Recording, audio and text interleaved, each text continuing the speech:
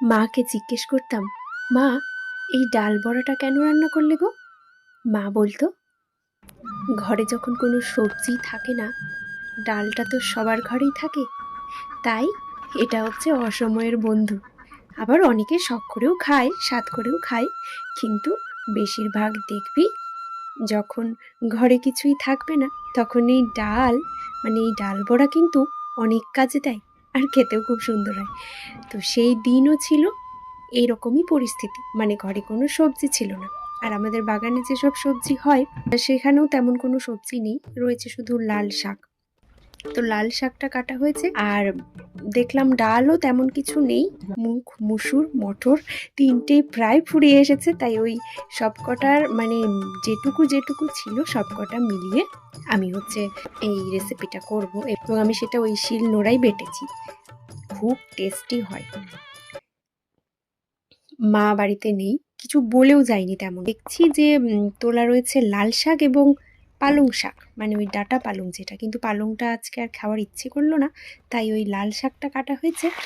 আর এই ডাল বড়াটা, তো ডাল বড়াটা রান্নার জন্য ভাতের সাথে আলু সেদ্ধ করে নিয়েছি।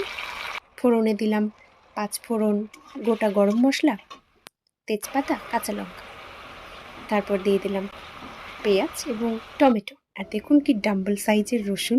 আর দিয়ে দিলাম ওই যে কাঁচা লঙ্কা, আদা, রসুন বাটা। কাঁচা লঙ্কার জন্য কালারটা সবুজ হয়েছে।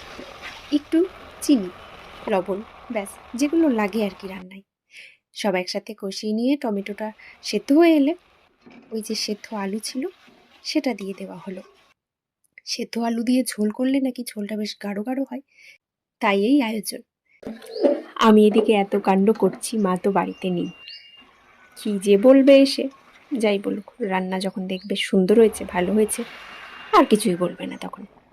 আর তারপর দিয়ে দিয়েছিলাম গরম জল, দেওয়া মাত্র কেমন টকবক করে ফুটে উঠলো।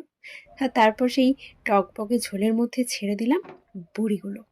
বাহ, বড়ি ওদিকে ফুটতে থাকলো, আর ওদিকে খাবার তাড়া লেগেছে, খুব খিদে পেয়ে গিয়েছে সবার। আর এখনও তো লাল শাকটা রান্না বাকি আছে। তো যাই হোক, আমি যদিও তাড়াতাড়ি করছি, আর ওপর থেকে একটু ভাজা গরম মশলা ছড়িয়ে দিয়ে হয়ে গেল আমার ঝোল। আর লাল শাকটাও ওই নর্মাল যেভাবে রান্না করে ওর মধ্যেও খানিকটা বড়ি ছড়িয়ে দিয়েছিলাম। ব্যাস, রান্না আমার হয়ে গেল। মা এখনও আসেনি। রান্না কমপ্লিট হয়ে গেলে আমি বাবা আর বোনকে খেতে বসিয়ে দিয়েছি, মানে দুজনকে সুন্দর করে সেজে গুজিয়ে সাজিয়ে গুছিয়ে বেড়ে দিয়েছি। আর ওই যে দিলখোশ, ওটাকে আমরা দিলখোশ বলি, পাঁপড় ছিল না, দিলখোশটাই ছিল, ওটা দিয়ে ওরা খাক, আমি পরে খাচ্ছি।